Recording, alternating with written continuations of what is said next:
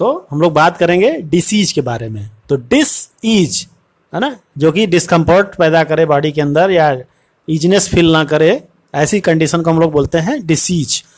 अब हम बात करेंगे कॉमन ह्यूमन डिसीज के बारे में। तो कॉमन ह्यूमन डिसीज में दो तरह का आपने देखा, इन्फेक्शियस और नॉन इन्फेक्शियस। इन्फेक्शियस में आपने देखा वायरल, बैक्टीरियल, प्रोटोजोवन, फंगल और हेलमिंथ, ये इतने तरह के इन्फेक्शन हो सकते हैं यहाँ पे। तो इसमें आप देखेंगे कि यहाँ पे जैसे कि वायरल डिजीज में common cold, polio, measles, dengue, corona, ये सब आपने आजकल कोरोना के बारे में बहुत चर्चा हो रही है। बैक्टीरियल में टाइफाइड है, निमोनिया है, ट्यूबरक्लोसिस है, टिटनेस है, और भी बहुत सारे बैक्टीरियल डिजीज हैं। प्रोटोजोवन में मलेरिया, एमीबियासिस है। फंगल में रिंगवर्म, और भी फंगल इन्फेक्शन होते हैं, गायनिक प्रॉब्लम में बहुत से होते हैं लेडीज के अंदर। हेलमिंथ इन्फेक्शन, जैसे जो हम लोग कहते हैं कि हमारे पेट में केचुआ है, कीड़ी है, तो वो सब एस्केरियासिस और फाइलेरियासिस, जिससे फाइलेरिया होता है, टीनियासिस है ना, टीनिया का इन्फेक्शन होता है, टेपवर्म जिसको कि हम लोग बोलते हैं, उनके इन्फेक्शन को टीनियासिस बोलते हैं। एस्केरिस के इन्फेक्शन को एस्केरियासिस बोलते हैं। और टीनिया सोलियम और एस्केरियासिस के बारे में आप लोग 11th में पढ़ चुके हैं कि इसका किस तरह का वर्म होता है ये। तो यहाँ पे हमारे कहने का मतलब ये है कि ऐसे डिजीज काजिंग एजेंट को हम लोग क्या बोलते हैं, पैथोजन। तो ये जितने भी हैं ये क्या है, ये पैथोजन। पैथोजन का मतलब जो बॉडी में पैथोलॉजी क्रिएट करें, डिजीज क्रिएट करें, डिजीज कॉजिंग एजेंट्स हैं जो, है ना, तो इसको हम लोग बोलेंगे पैथोजेंस। तो जैसा कि हम लोग जानते हैं कि जो पैरासिटिक नेचर है, पैरासिटिक का मतलब वैसे ऑर्गेनिज्म जो दूसरे के ऊपर फूड और उसके लिए शेल्टर के लिए डिपेंड होते हैं, ऐसे ऑर्गेनिज्म को हम लोग पैरासाइट बोलते हैं। तो मोस्टली पैरासाइट क्या होते हैं, पैथोजेनिक होते हैं, ठीक है, ज़्यादातर केस में। कुछ एक केस में हमने देखा है कि वो पैरासिटिक के बजाय कुछ और नेचर होता है, लेकिन ज़्यादातर पैरासाइट जब भी होंगे वो क्या करेंगे, कुछ ना कुछ होस्ट को हार्म तो पहुँचाएंगे ही वो। तो इस तरह से मोस्टली पैरासाइट क्या होंगे, पैथोजन होंगे। जब हार्म कर रहे हैं इसका मतलब कि वो पैथोजेंस हैं। और या तो ये लिविंग जिस होस्ट के या तो अंदर रहते हैं, बॉडी के अंदर रहते हैं, या बॉडी के ऊपर रहते हैं। तो इस तरह से इन और ऑन देम, है ना, तो उसके ऊपर या उसके अंदर होते हैं, ठीक है। जैसे कि बहुत से बैक्टीरिया वायरस हैं हमारे बॉडी के अंदर हैं। कुछ एक चीज़ें हैं जो फंगल इन्फेक्शन है, या फिर कुछ आप वर्म्स वगैरह होते हैं, जैसे वो बॉडी के ऊपर होते हैं, लाइस वगैरह होते हैं बॉडी के ऊपर होते हैं, स्किन के ऊपर भी कुछ ऑर्गेनिजम्स मिलते हैं जो कि डिजीज कॉज कर सकते हैं। तो ये आपका पूरा एक डिस्क्रिप्शन है। और ये जो पैथोजेंस होते हैं वो डिफरेंट वे से, वेरियस मीन्स से बॉडी के अंदर एंट्री करते हैं, मल्टीप्लाई करते हैं, and interfere with normal vital activities resulting in morphological and functional damage.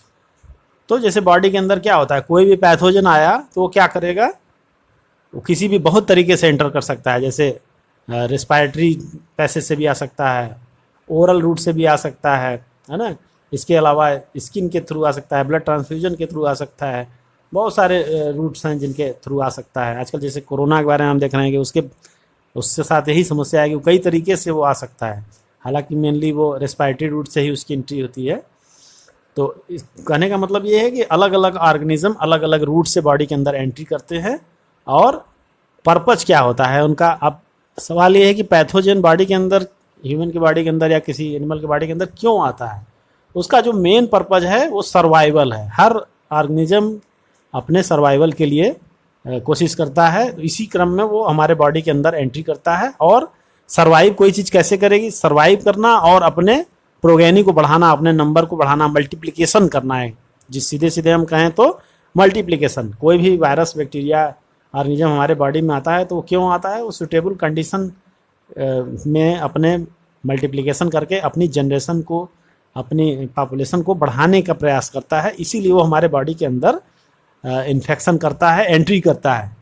तो डिफरेंट रूट से, आप यहाँ पे बुक में भी आपके मेंशन है कि pathogen can enter our body by various means, multiply and interfere with normal vital activities. तो जब मल्टीप्लाई करते हैं तो फिर वो उनका जब नंबर बढ़ने लगता है तो वो हमारे नॉर्मल फिजियोलॉजी को, एनाटॉमी को डिस्टर्ब करना शुरू करते हैं, ठीक है। तो उस तरह से ये अपना जब मार्फोलॉजिकल और फंक्शनल डैमेज होगा हमारे बॉडी के अंदर तो नॉर्मल वाइटल एक्टिविटीज़ में भी डिफेक्ट आएगा। जैसे मान लीजिए हमारा लंग्स है, लंग्स के अंदर कोई भी बैक्टीरिया या वायरस जा कर के इन्फेक्ट करता है तो वो अपना नंबर जब बढ़ाएगा तो डिफरेंट टाइप के चेंजेस लाएगा, इन्फ्लामेशन करेगा, पस फॉर्मेशन करेगा, तो वो फिर नॉर्मल जो हमारा लंग्स का ब्रीदिंग है और जो एयर एक्सचेंज हो रहा है वो प्रॉपर वे में नहीं हो पाएगा, तो उससे तमाम तरह की दिक्कतें पैदा होंगी और भी बहुत सारी चीज़ें होती हैं इसमें। तो pathogen have to adopt to life within environment of host, है ना। तो मतलब इसके साथ साथ पैथोजन के अंदर ये कैपेबिलिटी होती है कि जिस ऑर्गन में इन्फेक्ट कर रहा है, जहाँ पे वो इन्फेक्ट कर रहा है, वहाँ के एनवायरनमेंट में अपने आप को अडॉप्ट करता है ताकि उस एनवायरनमेंट में वो रह सके। जैसे कि एग्जांपल के लिए अगर कोई पैथोजन है और वो एंटर करता है गट में, तो उसके अंदर इतना कैपेबिलिटी होना चाहिए कि वो लो पीएच पे भी, स्टमक के लो पीएच पे भी सर्वाइव कर सके और जो वेरियस डाइजेस्टिव एंजाइम है उनको वो काउंटर अटैक कर उनको रजिस्ट कर सके। काउंटर अटैक तो नहीं बोलेंगे, रजिस्ट कर सके उनको, मतलब कि उसका विशेष उस पर इफेक्ट ना आने पाए, इस तरह की उनके अंदर कवरिंग हो या प्रोटेक्शन हो इस तरह का। जैसे आप देखते हैं कि बहुत सारे अमीबिक इन्फेक्शन होता है तो उसमें जो भी उनके ओवा वगैरह है वो बॉडी में स्टमक के थ्रू ही जाके इंटेस्टाइन में फिर वो इन्फेक्शन करते हैं, तो स्टमक में वो अपने आप को रजिस्ट किए रहते हैं, कवर्ड किए रहते हैं। वहाँ पे इतना हाईली एसिडिक पीएच होने के बावजूद वो कुछ नहीं होता, डिस्ट्रॉय नहीं होते और वो आगे इंटेस्टाइन में जा करके फिर अपना वो इन्फेक्शन करते हैं। तो इस तरह से उनके अंदर मॉडिफिकेशन होता है कि वो स्टमक के अंदर लो पीएच में हाई एसिडिक कंडीशन में भी अपने आप को बचा ले जाते हैं, सर्वाइव कर जाते हैं। A few representative member from different group of pathogenic organism are discussed here, है ना। तो हम लोगों को यहाँ पे कुछ पैथोजन तो बहुत सारे हैं लेकिन उनमें कुछ मेंबर के बारे में हमको यहाँ पे डिस्कस करना है और उनके साथ साथ जो डिजीज उनसे होती है उनको डिस्कस करना है और उनके प्रिवेंटिव और कंट्रोल मेजर, है ना, कैसे हम उनसे बच सकते हैं इसके बारे में हमको यहाँ पे डिस्कस करना है। तो सबसे पहले हम डिस्कस करेंगे सैल्मोनेला टाइफी। टाइफाइड के बारे में आप जानते होंगे, नॉर्मली बहुत कॉमन होता है टाइफाइड ह्यूमन के अंदर, और इसका जो बैक्टीरिया है वो सैल्मोनेला टाइफी है और इसका इन्फेक्शन कहाँ होता है, स्मॉल इंटेस्टाइन में। तो स्मॉल इंटेस्टाइन में मैंने बताया कि फूड और वाटर के थ्रू एंटर करता है। फूड और वाटर, अगर कोई भी फूड और वाटर हम कंज्यूम कर रहे हैं और उसके अंदर ये बैक्टीरिया मौजूद है, यानी इस बैक्टीरिया से वो फूड और वाटर कंटेमिनेटेड है, ठीक है, तो फिर वो क्या होगा, इंटेस्टाइन में पहुंचेगा और वहाँ इंटेस्टाइन से फिर वो एब्जॉर्प्शन के थ्रू चला जाएगा हमारे ब्लड के अंदर, माइग्रेट कर जाएगा ब्लड के अंदर। तो ब्लड में पहुंचने के बाद सिम्टम क्या आएंगे उसमें, हाई फीवर आएगा, वीकनेस होगा, स्टमक पेन होगा, कॉन्स्टिपेशन हो सकता है, हेडेक हो सकता है, लॉस ऑफ एपेटाइट हो सकता है। ये सब क्या है, ये सब सिम्टम्स हैं जो हमको दिखाई पड़ते हैं पेशेंट जो कंप्लेन करता है। तो साइन और सिम्टम हमने डिस्कस किया था कि ये उसमें आपको सिम्टम्स मिलेंगे डिजीज के। तो डिजीज में यही सब सारे टाइफाइड के ये सब सिम्टम हैं, high fever, weakness, stomach pain, constipation, headache, loss of appetite, और भी कुछ सिम्टम हो सकते हैं।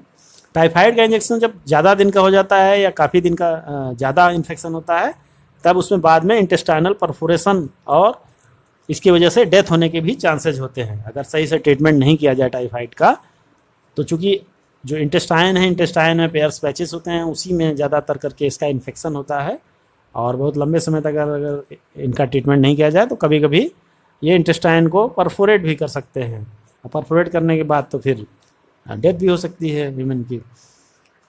तो टाइफाइड फीवर का टेस्ट करने का क्या तरीका है, विडाल टेस्ट, कॉमन टेस्ट है जो आप देखे होंगे, जनरली विडाल टेस्ट कराते हैं। उसमें ओ टाइटर, एच टाइटर, ए एच टाइटर, इस तरह से कॉलम में होता है, उसमें ये देखा जाता है कि कौन सा टाइटर कितना पॉजिटिव आ रहा है। इसके अलावा एक क्लासिकल केस इसमें डिस्कस किया गया, टाइफाइड मैरी, है ना। तो टाइफाइड एक classical case in medicine that of मेरी मैलन निकनेम टाइफाइड मैरी। एक नाम था एक लेडी का, मैरी मैलन, जिसको कि टाइफाइड मैरी भी कहते हैं, ठीक है। वो एक्चुअली कुक थी एक, और वो टाइफाइड कैरियर थी। टाइफाइड कैरियर का मतलब क्या हुआ कि ऐसे इंडिविजुअल या ऐसे पर्सन जिनके अंदर टाइफाइड मतलब कि के बैक्टीरिया पूरी तरह से ख़त्म नहीं हुए हों, उनके अंदर एग्जिस्ट करते हों, हालांकि वो पूरी तरह से बहुत बीमार नहीं थी, कभी बीमार हुई होगी, इन्फेक्शन हुआ और ठीक हो गई, लेकिन बैक्टीरिया पूरी तरह से उसके अंदर समाप्त नहीं हुए। तो वो एक कैरियर की तरह हो गई। कैरियर का मतलब क्या हुआ कि उसके थ्रू कई लोगों को डिजीज फैल सकती है। जैसे आजकल आप देख रहे हैं कोरोना में क्या हो रहा है, लोगों को आइसोलेट किया जा रहा है।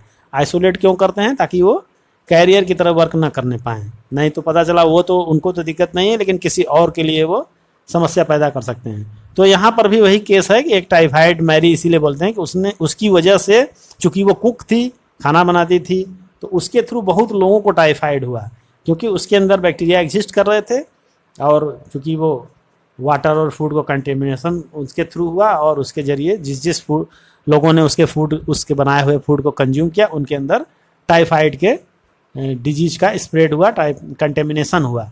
तो इस तरह से एक मेडिसिन में, जब आप मेडिकल में जाएंगे तो वहाँ पे एक क्लासिकल केस में इसको रखा जाता है टाइफाइड मैरी, है ना, उसका एक नाम पड़ गया कि हाँ ये टाइफाइड मैरी है।